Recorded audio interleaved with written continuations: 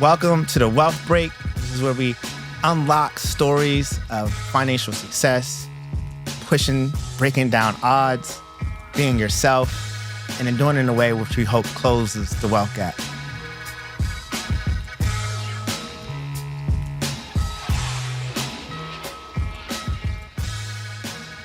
Hello, everyone. Welcome to the Wealth Break. I'm Rodney Williams. I'm Travis Holloway. And today, we have an incredible conversation about community, culture, and what it takes to personify wealth.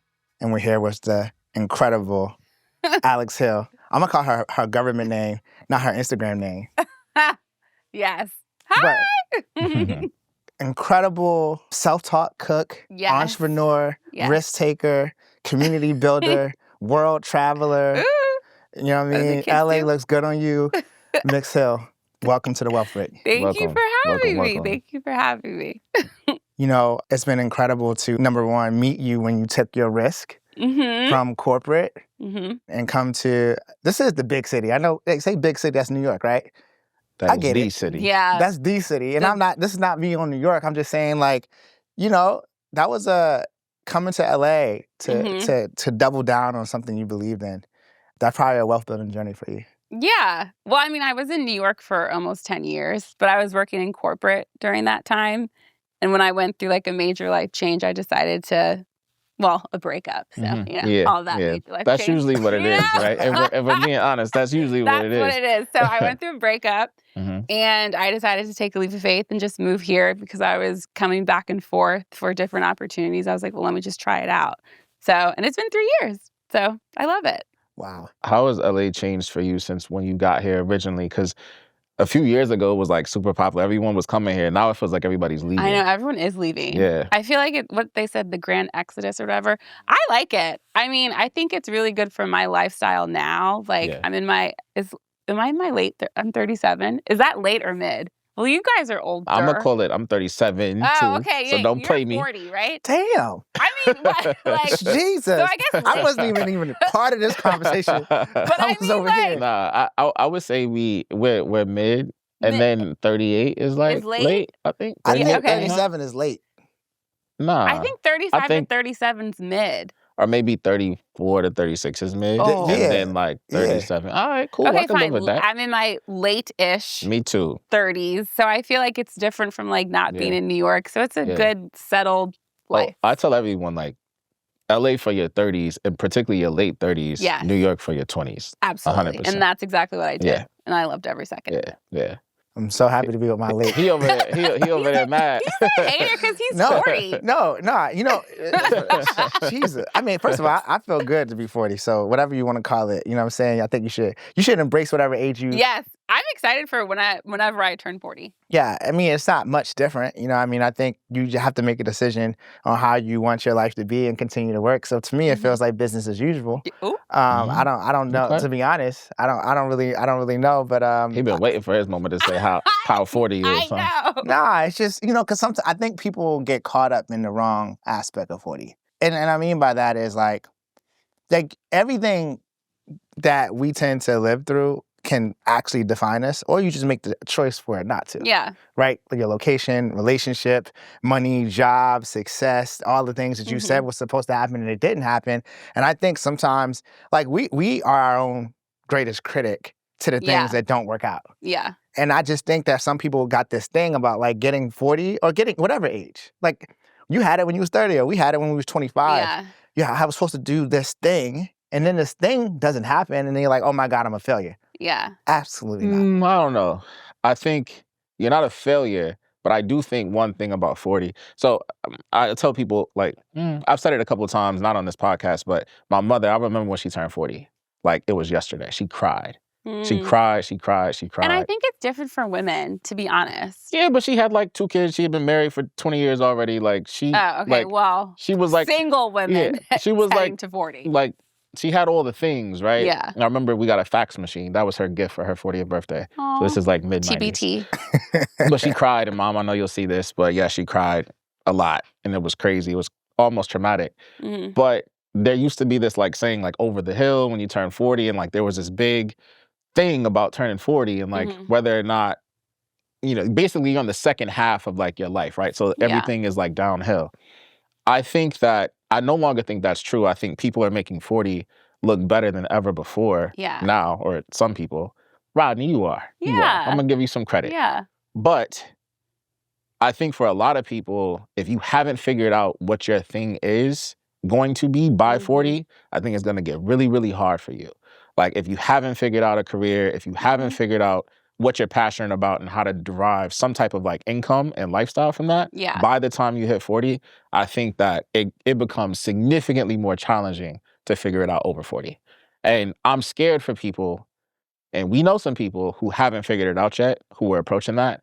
And I think 40 to 50 is going to go by like that, and your life's not going to look much different. And then after that, it's going to get really scary. Yeah. That's about right. No, that's about right. Yeah. I think that's probably a good segue into your journey. For regardless of the reason, you actually do hit your stride in your 40s. And what people don't understand is when you look at all of the data, usually your greatest earning potential, like when you start to separate yourself, is actually 40s and 50s. Yeah. Is when you start to separate yourself. And that means you have to go into your 40s understanding what you're here to do and why you're going to go out and do. So I think you're right on time. I think so too. Long story short. So too. I'm right where I'm supposed to be. Let's talk about it though. For someone that's completely outside looking in, how did you decide that you were going to create this world for yourself? Well, I went to school, Hampton University, HBCU. So I went to school for public relations. The wrong HU, by the way. Whatever. Oh my God. I was waiting for that one. I don't have a horse in this race. Listen, all love to all the HBCUs, especially Howard and Hampton, all that. But I went to school for marketing PR. I originally wanted to go to culinary school, but my mom said absolutely not. She was like, if you think about it after school, then you can then we'll talk about it. I got a job in New York, but food always followed me. And I decided in 2017 to just start something for myself because I was doing the whole marketing 9 to 5. And I was like, well, I kind of want to do something for myself within my passion. I knew food was my passion, but I didn't really know what to do. So I started a food blog in 2017, lots of starts and stops because imposter syndrome kicks in. You're kind of like, I didn't know how to start a website. I didn't know how to take food pictures. I didn't know how to edit anything. And you just kind of learn along the way. And then this is a long story, very short. But then in 2020, when the pandemic happened, it was a stay-at-home order. Everyone was home and they couldn't eat out. So they just kept coming to my page because I was posting like a maniac. I was posting food recipes every day. My food bill was $1,000 during the pandemic. It was crazy. It's crazy. And then my following started to grow and I got my first partnership of $500. I remember I was like, oh my God. Gotta start somewhere. I was like, you can make money from this? I was like, $500? And then, because I was working at my dream job, Team Epiphany, and we were really busy. And then it was January 2021, I had a really bad panic attack. And I was like, I don't think I can do this anymore. I don't think I can juggle work and just add hot sauce. And then I decided to quit with $25K in my savings. That was 6 months of expenses. And then, I was like, I don't have a plan, but I'm going to figure it out. And you stepped out on faith. Yeah, it's going to be 5 years next year. That's amazing. So, That's amazing. How did your mother react when you said, I'm leaving to do this thing? So I didn't tell my mom because my dad's a lawyer and my mom was in corporate for however long. And I didn't tell them until I quit. So until I actually left my job, I called my mom. I was like, okay, so I have something to tell you. And she was like, what? And I was like, I quit. And they both just said, they're like, okay. They're like, okay. And I told myself, because I'm also a Taurus and very stubborn, I was like, I'm not going to ask them for money. And I have not asked them for money. That's amazing. And that's just something for me. But I think my mom knew. And I think my dad still doesn't understand what I do, which is fine.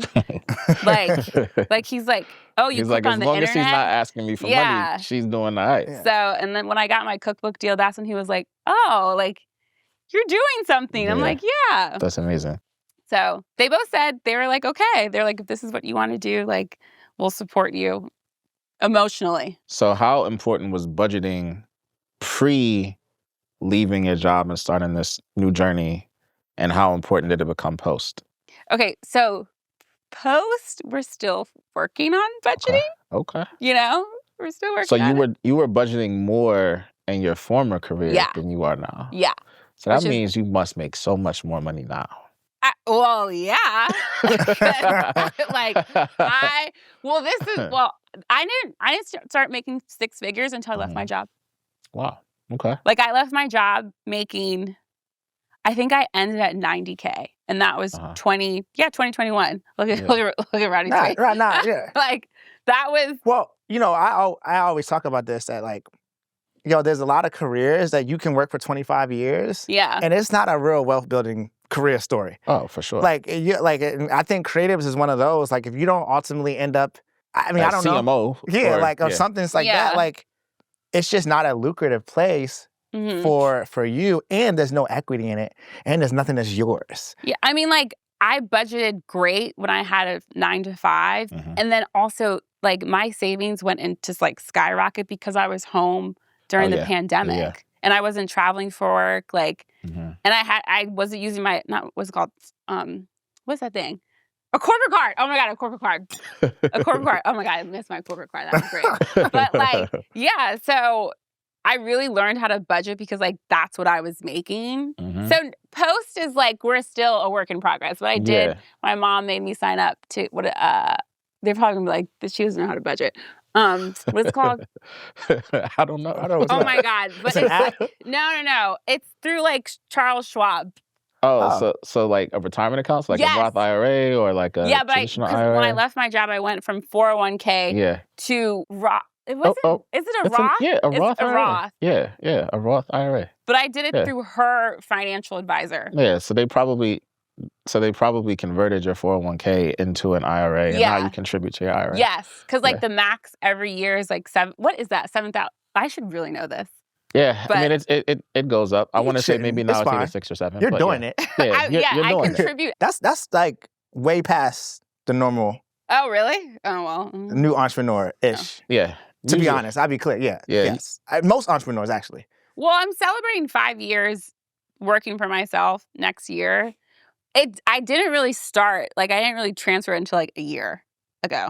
Because I was just like, I don't know what the fuck I'm doing like every month. Yeah. You know? Yeah. And then also when you're on social media, like it's like, there's ups and downs. How do you juggle being so visible, right, on social and feeling like you have to always have content? So like maybe it's like even your background, people are like, oh man, she cooking in that kitchen with the white refrigerator. Or I had a white refrigerator in my first apartment. Yeah. So, but like people judge, like these are things that people say on social. And then it's like, all right, like now do I have to go overextend myself to get like a nicer place because I'm trying to create like these aesthetics or these visuals? Then it's like, all right, like I'm a brand, I'm a personal brand. So like now I need to be in all of these places. So then it's expensive. Like, how do you handle that? I will say my mom really raised me to be like, do not focus on what everyone else is doing. Like focus on like what you can afford and like because I think also when you move to LA, it's the glitz and the glamour and all that thing. But it's just like, when I first moved here, I couldn't afford, because I was going through a breakup. I should say divorce, because I should Venmo him for so much money. But I was deep in just like moving expenses, and like we were going through a breakup. So it was just like a lot of money just like all over the place. So when I moved here, I was like, this is what I can afford. Like and I had to get a car. Yeah. And I never bought a car before until I moved here, because I was in New York for 10 years. So I was on the subway. Yeah. So I think I was just like, I can't get caught up in what everyone is doing and what everyone is buying. Like, this is what I can afford. And I'm going to let you in on this journey, because where I am right now, I was in a white refrigerator apartment. And now, because I've been here, 2-3 years, I was like, oh, I can move. I'm making more money. Like, I've balanced like what's incoming and like how much I've saved. So it's like, okay, I can move into a home now. Yeah. So, but I think if you let social media get to you, you can be like, whoa. And then those taxes are still about to come every year. Yeah. Was that a surprise to you, taxes in this new world? Taxes. Taxes? I was like, you have to pay. Like, I knew that, but I was like, whoa. That is a lot of money. When you look at your platform and your community, obviously, I know you have a book coming out. you're progressing in a direction. Yeah. What does that vision look like? Oh, I mean, like right now, 90% of my income is through content creation. So through brand partnerships on social media. But eventually, like, I want to own a small cafe, coffee shop with a cooking school attached. And slowly getting away from content creation because I think it's such a saturated place right now. And it's very, like, there's no traffic in your lane, but everyone wants to be, like, on the internet and make money from the internet. But that's not, like, they always say, like, my manager's always like, content creators have a 3 to 5 year lifespan. And I'm coming up on my 5 years, and it was great that I got a cookbook deal. So it's like, my vision is to be a household name within cooking and food and all of that, but not solely rely on social media as income. First of all, that's incredibly insightful to give yourself the lifespan. And on the flip side, we usually have this conversation with like a celebrity or an example or someone who gets a record deal. And I don't know why they think that that's going to be a 25-year career of that same income, maybe year 1, 2, 3, 4, when it's actually going to be inconsistent across the life of that career. And you may always do parts of it, but like you do have to plan on something that is more consistent. Yeah. Like social media, making money on social media is not consistent. If you see like Jackie, she's a big YouTuber, Jackie, I don't know how to pronounce Aina. You know what I'm talking about? Okay, well, she was huge on YouTube, content creator, all that. And she started like a candle line, and now she has like a perfume line. So even she knows like, okay, I have this community, I have this brand, so what else can I do with it? You gotta like transition. The best ones I think do transition into selling product. Yeah. Like their own product because they've been so good at selling other people's product and doing content. So product, brick and mortar, so cafe, it's like, all right, cool. When we go to LA, we gotta go to just add hot sauces, cafe, because we know the food will be fire and it's like a good vibe, etc. So like that transition absolutely makes a lot of sense. Yeah. From a travel perspective, obviously 2 weeks in Paris. Yeah. How important is travel to you? Oh my gosh. Yeah, how do you kind of transition some of your worldly experiences into what you do and the brand that you're building? Well, I love traveling. And I didn't really I literally said to myself in, I think 2022, I was like, I really want to use my passport more to just travel. And I don't want to wait on, a relationship to do that. Because I think with social media, it's very much like vacation and all the things. But it's like, I just wanted to go for myself. So for me, I think it takes time to really just be like, how can I refuel myself? Because I think in the day and day of like, it's a rat race of like work. And like for me, traveling is just like refueling. And so like when I went to Paris this time, I had a speaking engagement through this women's group that reached out to me because they're like, oh, I've seen you on Substack. Like, would you love for you to speak at the women's group? And then I also had a brand partnership for a girls' solo dinner. So it's like, I think through just authentically showing who I am on the internet, like my community sees that and like, oh, how can travel be a part of what she does? Yeah. So like now me and my manager are trying to do a Paris trip for me and my community. So, yeah. How did you budget? Like, how did you... Okay, I did not budget for Paris. Better question is how you go to Paris without a budget? Yeah. Right. I did not budget. Let me ask you I did not this. budget. What are the things that you splurge on when you're on vacation? And what are the things that you skimp on? Food. I will always splurge on food. And I will always promise myself like one big thing. Like when I went in February, I bought my first Chanel purse and I was like, no, that's awesome. I was like, oh my God. Like it was like a big thing. Crazy. Yeah. So I was like, that's what I'm going, like I will buy like one big purchase. Yeah. And then, I think I'll save a little bit on like hotels. Because I'm like not in the hotel all the time. Yeah. But the Airbnb, I do more research on Airbnbs. My splurge is that I did not. Hotels. Okay. And food. You won't catch me at a museum. No, or a cultural anything. No. I'm talking about nothing. I didn't go since I've been in Paris. I've been 3 times this year. No museum. I don't want to go to the museum. Yeah. I don't want to go to the Louvre to look at the small Mona Lisa. I'll do like food for me is like my art. Yeah. Yeah, I'm the same way. Don't ask me. No tours. No excursions, no tours. But I budget my trips. You're also in like finance. Yeah, I'll be budgeting, boy. I just think, when you budget, it doesn't mean that you don't break the budget. Yeah. It just means you had a plan. I got an idea. Yeah, I got an idea about what it's gonna look like. Yeah. And then when we go a little too crazy one night, I'm like, I'm gonna self-correct. I might have to cut something out tomorrow. No, yeah, I didn't budget. Yeah, I self-correct. But I knew my advance from the book deal was coming, so I was like, I gotta look, you know? So I was like, I'm gonna go a little crazy. But that was like the last time doing that. Yeah. So tell us about the book. Okay. Yeah, so how did it come about and what is your vision? So so I've always wanted a cookbook. I will say, I said that since I was younger, I've always wanted a cookbook. And I got my cookbook deal in May. Congratulations. Thank you. Congrats, that's amazing. Thank you. But it is a single subject cookbook based off spice, but not spicy food. So it's like bold, vibrant flavors, heavily spiced meals, kind of based around like just add hot sauce and my Black and Puerto Rican culture. But yeah, it was a journey to get there. It took me a year to find a literary agent, because that's the first step. Finding a literary agent to believe in you and sign you. And then it took about a year to get it pitched and the deal. That's amazing. Yeah. Do you have a release date for it? It is spring 2027. It takes 2 years to make a cookbook. Wow. Yeah. It takes 2 years. Wow. What's the process? Are you gonna go off in the lab, in the attic, and pop out with a book? So it's like, I have to get my recipes approved. Okay. So we're in the process of doing that now. So I have to come up with like. What's that look like? So like, do you have to cook the food and someone taste the food? So first you get it approved by your editor. Okay. And they're like, okay, this is balanced, like chapters of like breakfast, lunch, dinner, all that. Yeah. And then you start testing, but then I can't test it.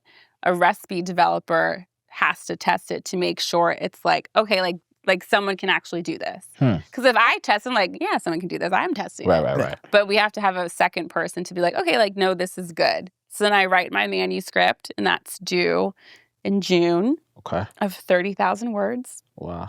Mm-hmm. So, but all right, but they're testing the recipe. Yeah. But you're making the food as well, so you know it's a good recipe. Yeah. So I come up with the 75 recipes. I make it. They test it. And then once it goes back and it's all approved, then we start to shoot the cookbook.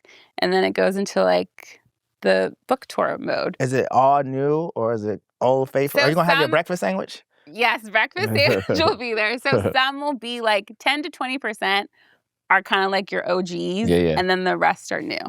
Got Yeah. it. And it's probably just something I wanted to ask you because you're coming from Paris. But what's like the top meal you've eaten in your most recent?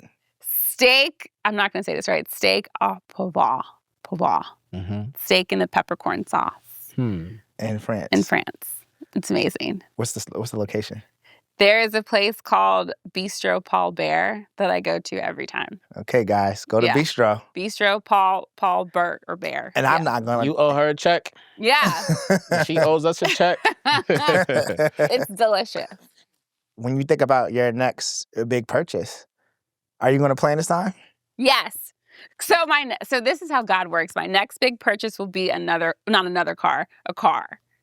Because my book comes out in 2027. Because at first I was like, oh, I'm going to do it when I get like my book advance. But then I was like, that's not responsible. I was like, I don't think I should do that. I like that. Yeah. I was like, I don't think I should do, because I have like 2 more years of my lease. So I was like, I don't think I should do that.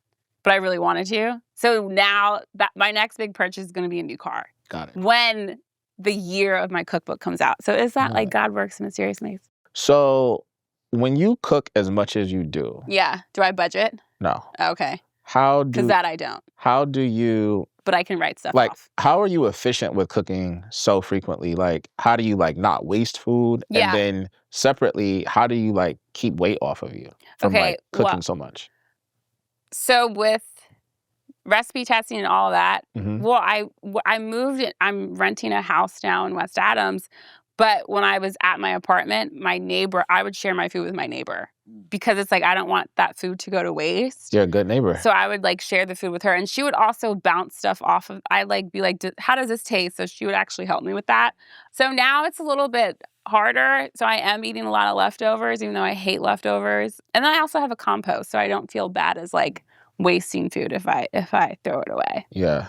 Or I'll take it to my neighbors now. Like I made a cake a couple months ago that I was like, I'm not going to eat all this, but like, do you want some? Sign me up for the baked good leftovers. I got you. And then you have to work out. Yeah. I just, people who are single, like they oftentimes say they don't want to cook because they just don't want to cook for one. And then you have all this food. And then, I grew up in a household where it's like, you got to eat it because it's there. Yeah. So you didn't really throw away much. Yeah. And then people who live by that rule, they tend to weigh a lot. After you turn, I think really for women, after you turn 35, like the metabolism is not the same. So for me, like I knew that I had to work out. Yeah. So that's like my second highest bill is my workout. Mm-hmm. Yeah, it's like rent and then like working out is like a very high expense. But it's like for me, I can't eat all this food and then not work out. Yeah. 100%. So 100%. And also cooking with whole ingredients is very important. Like I do not cook with processed food. I shop almost exclusively at the farmer's market, which also is a privilege in itself because it's a little bit more expensive. Yeah. But it's like it's important to me to eat whole and knowing what's going in your body. Yeah. I guess when you don't eat out as much, it is also easier to keep weight off because of all the extra stuff they put in the food and at technically, restaurants. it is more affordable. It is. Eating out is still significantly more expensive than, the biggest at-home budget. Yeah. And then also drinking puts on weight too. Yeah. I love a good cocktail and wine, but like, That's my favorite save money cheat code is I just don't drink that week. Yeah. And whatever you're going to spend, it drops by like 50%. Yeah. Like I won't drink during the week. Yeah. Yeah, I almost never do. Unless I'm going on a date, then I'm like, okay. I ain't mad at it. Yeah. How did you start cooking? Is that something that was big in your household when you were growing up? My mom. Yeah. My mom. She's Puerto Rican from Brooklyn, like grew up with a huge family. And I think everyone says this about their moms, like they just float effortlessly in the kitchen. Mm-hmm. And I just loved watching her cook. And she noticed that I liked cooking. And she was like, do you want to cook a recipe a weekend? And I was like, yeah. Because I was a kid watching Food Network. I wasn't doing ballet or anything like that. Like I was very shy and no one believes me. But like that was... Can't believe it. Yeah. I know, yeah. Shy? Probably not. I was very shy.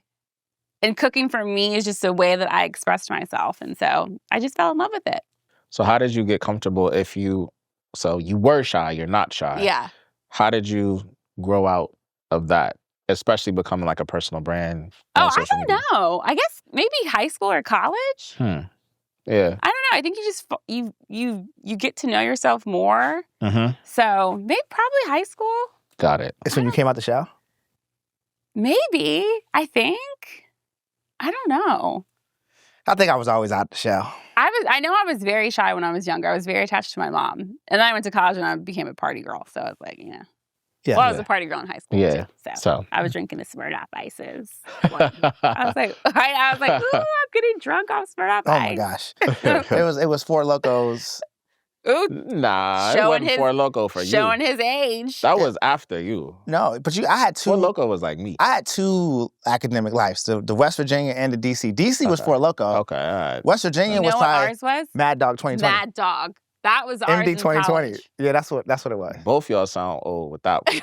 That's no, crazy. Mad Dog was... That's where you go to school? First of all, Travis, you went to school in Ohio where you were the only group that drank Rossi. What's Rossi? Exactly. That's what I said. Carlos Rossi is like the half bucket of wine. Yeah. So we did box wine first, and then we did the Rossi. But they had songs. That was a thing. Something about the Rossi. Yeah, it was a thing. University of Cincinnati. Oh, okay. Yeah, no, it was a thing. It was. I was like, you're getting drunk off of wine. Yeah, it was classy. It was very classy. It was very chic. Isn't MD 2020 wine? No, it's a malt liquor. Malt liquor. What's the Wild Irish? No, not Wild Irish Rose. What's the What, Red Roses? What roses? We were also drinking one Everclear. of those is a Everclear. wine though. Yeah. Not MD 151. Yeah. Yeah. I never did that. That was, you don't love yourself. You did do one. No. Yeah. We had No. a party. We used to have parties, and to get into our party, you had to take a shot at 151. That's crazy. It was that type of party in West Virginia. Well, yeah, West Yeah. Virginia. That's, you know. That was the problem. You know. Nah, is it Wild Irish Rose? What is that? What? Is it that wine? It's like the $2 wine that all my old uncles and aunts would be like. $2? Yeah, like The nah, name it's- sounds very familiar, but spending my brief time in Ohio did have its own set of things. Yeah. Like it wasn't I East don't think Coast. I've ever been to Ohio. It wasn't West Side or West Coast. It was definitely like The Midwest. it was the Midwest. Yeah. And they had their drinks, they had their songs, they had their vocabulary, and I was like, all right, okay. Yeah. Yeah. Wild Irish Rose, yes, Let it me is see. wine. And it went up. It's now $5. Oh, that's wine? Yeah, it's wine. And it's Oh. in the same category as MD 2020. It's like this and that. Yeah. And so that y'all was in was this good. category. Nah, y'all are crazy. That's- MD 2020 That's was insane. So what are you most excited about 2026 Yeah. leading into your big year of 2027? So like what's next on the agenda for you? I think just being present and writing the book. Mm-hmm. I think just being in that journey and just seeing how it unfolds and writing it, because I've never written a book. Where do you think you're gonna go to draw inspiration? Paris, back to Paris, Back to for Paris. sure. Paris is magical. Is that your favorite place to travel to? Right now, yeah. Yeah. Right now. But I know now, because I went for 2 weeks and I didn't leave. Like now I know I'm going to like leave to like go to London or like other places. Yeah. So Hmm. yeah, Paris is just a magical. I've only been to London on a layover. Yeah, likewise. Like for a 10-hour Many layover and we times. left and Yeah. it was terrible. I was like, why are we doing this? I love Europe for 1,000 different reasons. It's great. And you can eat anything and you won't gain any weight. That's also, I have Yeah. realized that. It's a lot It's the only healthier. place I eat a ton of yeah. bread and I don't feel the way I feel Yeah. here. I can't eat grains here.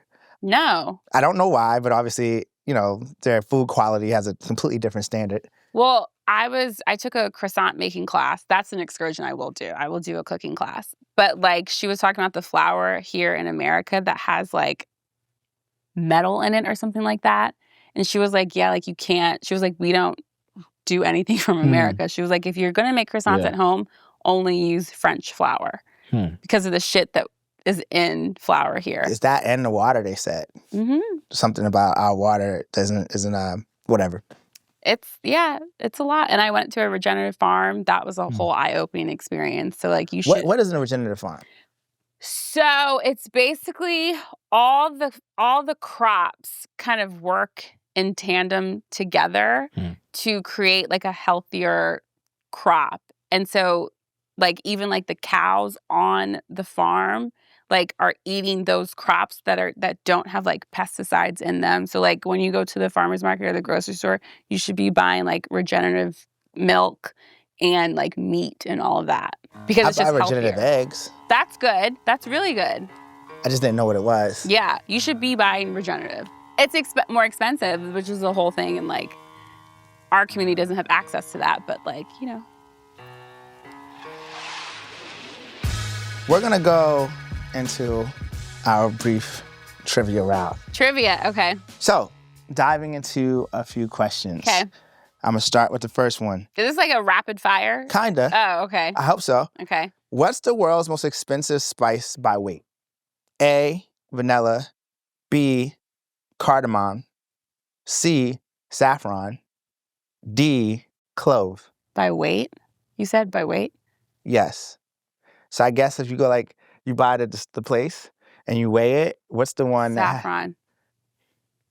Ding, ding, ding, ding, ding, ding. Okay. Well, you know your stuff. All right. She's a real one. She's a real one. Thought she was an imposter. I thought it but was she's impossible. I was real like, one. she ain't really cooking. Yeah. Oh my God. Next question. I don't even know what saffron is. It's a spice. It's a spice. Yeah. But Spice. it's kind of like floral, but it's used a lot in Persian cooking Got it. for the color and flavor. What's the color? It's like yellow. I Like got it. turmeric. Yeah, Yeah. kind of. But yeah. What country is credited with inventing fine dining as we know it? A, Italy. B, France. C, Japan. D, Spain. Not America. France? Spain was the last one. Yes. Is that the final answer? France. Are you sure? Okay, well, obviously that's wrong. No, you're right. Oh, Ding, okay. ding, ding, ding, ding. I just was like, Yeah, it's like France. I didn't want you to go 2 for 2. These got to get harder. Or maybe I know my shit. What does Hope I al don't get dente literally... To the bite. Damn. Ding, ding, ding, ding. And then they had to go through the other ones. All right, she's a professional. I think we've established. We got to do the final question. This is actually interesting. Okay. If you had to pair fried chicken with fine wine... Champagne. Damn, how? That's a thing? Yeah. Where? Because if you, imagine, fried chicken is a very rich, taste. Yeah. And fried food goes really well with champagne. Really? Mm-hmm. The bubbles in the fried food goes really well. I just never gone anywhere and seen fried chicken and they're like, hey, you should get some champagne. No, that's a real thing. Yeah. At the Pendry in DC, yeah, they have on, I think it's Monday or Tuesdays. You guys owe me a check for this. They have fried chicken.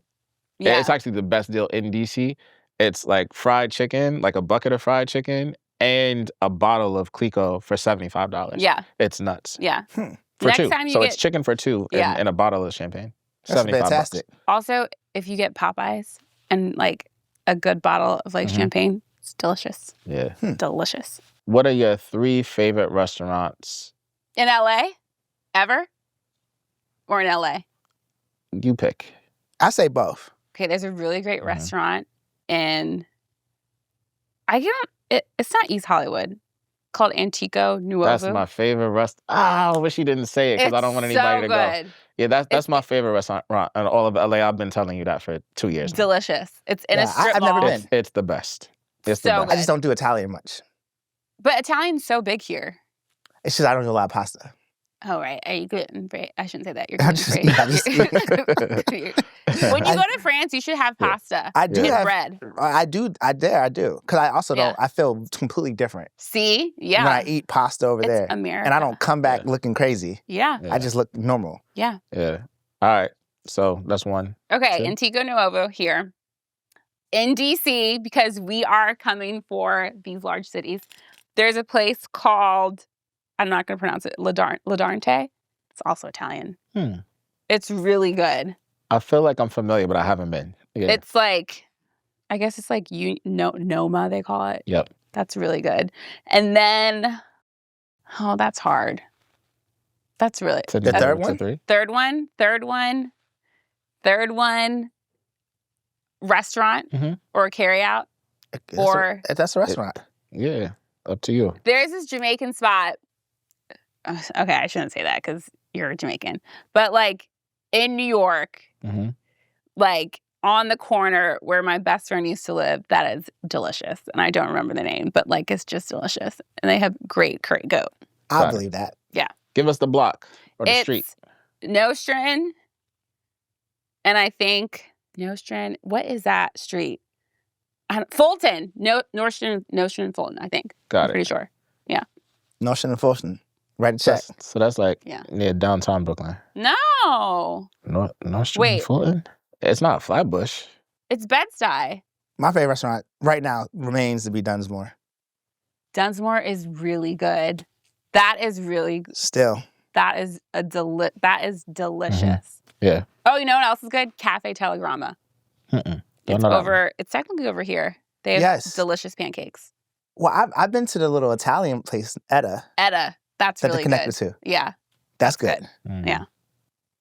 See, I go a couple places. All right, I had to ask the real cook, the good restaurant. So I'll turn it back to you. Yeah, but that's the one. I gotta go. That's the one. I've been telling. I've been telling him for 2 years. You have to go. All of a sudden, I don't go to many Italian places, so it has nothing to do with. I think they make do they make their own pasta? You eat Italian food all the time. Right? No, I said I don't go to Italian places. I don't go many Italian places. Like if I go out to eat, it's gonna be like a Dunsmore American, or it's gonna be like Asian preferred because it's meat for it. You know what? What's that place? My favorite Italian restaurant that I like a lot is Funk. Yeah, I was just about to say your favorite restaurant right now is an Italian spot. No, Dunsmore is my favorite. Funk is just like, I really like Funk. But I like Funk because you gotta go Antico. It's Yeah. also a great date night spot. It's Yeah. like dark and Yeah. it's like, Yeah. and the wine is really good. It's the one. It's It the is. one. It's delicious. It's the one. Yeah. Yeah, I'll try it out, guys, and look at some great pasta that I can enjoy. You can, I think it's homemade. I really do think it's homemade. Pasta, and I don't do cheese. Oh, You see what I'm saying? you're very LA. You see what I'm Yeah. saying? Like, that's Yeah. why I go to the menu and I'm like, this is an incredible pasta cheese dish. Wow, I would eat that. I wonder if He moved here and got real weird. Or real healthy. Or weird. or not weird. Well, if you go overseas, you know, you can eat anything. So it's technically what America's serving us. Yeah. I think we got to be honest for ourselves that the food here doesn't set you up for success No. like it does in other places. No, it doesn't. And you can't really eat a lot of things here. No. Or you shop at the farmer's Or you market. shop at the farmer's and market. you just shop really smart. Or you like work out. You do all the things so that you can't eat it. Yeah, You know what I mean? exactly. But like in the absence of that, you know, you just don't eat it. Yeah. Well, yeah, or that. So, Yeah, I'm gonna eat it. Same. well, it was such a pleasure to catch up with you. We're all excited here for the Woo. book Yeah. and just Yes. at Hot Sauce. I do want you to leave and tell our audience something. I got a tip. What? Budget? No. No. Feed what feeds you. That's a good one. Feed what feeds you. And also pre-order my cookbook when it comes. When I drop it, pre-order. Because New York Times bestselling author, I'm coming for you guys. Let's do it. Exactly. Shout out to you. Thank you for coming. Thank Pleasure. you for having me. Thanks for listening, everyone. The hosts of The Wealth Break are me, Rodney Williams, and Travis Holloway. If you want to stay connected, follow us at The Wealth Break on all platforms. And be sure to visit thewealthbreak.com for additional resources to help you on your journey to building wealth. Our executive producers are Ryan Marks and Malik Saka, with Meredith Barnes as our supervising producer. Catch you next time on The Wealth Break.